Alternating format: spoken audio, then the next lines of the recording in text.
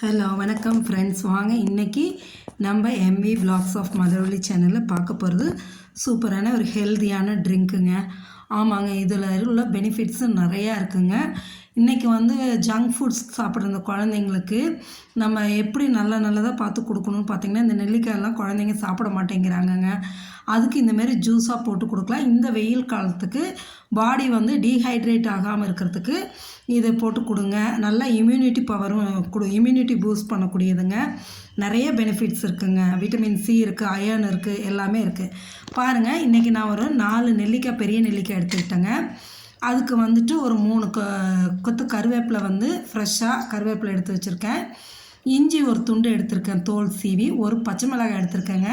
நான் உப்பு போட்டு குடிக்கிறங்காட்டி கொஞ்சம் பச்சை மிளகாய் போட்டால் அந்த காரம் நல்லாயிருக்கும்னு நான் போட்டிருக்கேன். உங்களுக்கு வேண்டாட்டி நீங்கள் ஸ்கிப் பண்ணிடுங்க, மிளகாயை ஸ்கிப் பண்ணிக்கலாம். இப்போ அந்த நெல்லிக்காயை இந்தமாரி விதையில எடுத்துகிட்டு நறுக்கி மிக்ஸி ஜாரில் போட்டுருங்க. போட்டுட்டு அதோட அந்த கருவேப்பிலை, உப்பு, இஞ்சி, மிளகாய் போட்டு நல்லா நைஸாக கொஞ்சம் தண்ணி ஊற்றி அரைச்சி எடுத்துருங்க. ஃபஸ்ட்டு ட்ரையாக அரைச்சிருங்க. அரைச்சி அதுக்கப்புறம் தண்ணி ஊற்றி அரைங்க. ஒரு ஆப்பிளில் என்ன சத்துக்கள் இருக்கோ அதே சத்துக்கள் இந்த ஒரு நெல்லிக்காயில் இருக்குங்க. இந்தமாரி நம்ம செஞ்சு கொடுக்கும்போது நல்லா அதாவது எப்படி செரிமான பிரச்சனைகள் இருக்காதுங்க. முக்கியமாக அதோட டயபெட்டிக் உள்ளவங்களுக்கும் இது ரொம்ப நல்லதுங்க. எல்லா விதத்துலையுமே நிறைய அயன் சத்து இருக்கங்காட்டி முடி கொட்டாது, ஸ்கின் க்ளோ ஆகும். இப்படி நிறைய சத்துக்கள் இதில் இருக்குங்க. நம்மளுக்கு நோய் எதிர்ப்பு சக்தியும் கொடுக்கக்கூடியதுங்க.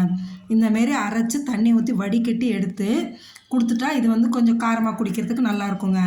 இல்லைன்னா இஞ்சியையும் மிளகாயும் நிறுத்திட்டு மீதியெல்லாம் அரைச்சி கொஞ்சம் தேன் ஊற்றி குடிக்கலாங்க. நம்மளோட சாய்ஸ் எது வேணுமோ செஞ்சுக்கலாம்.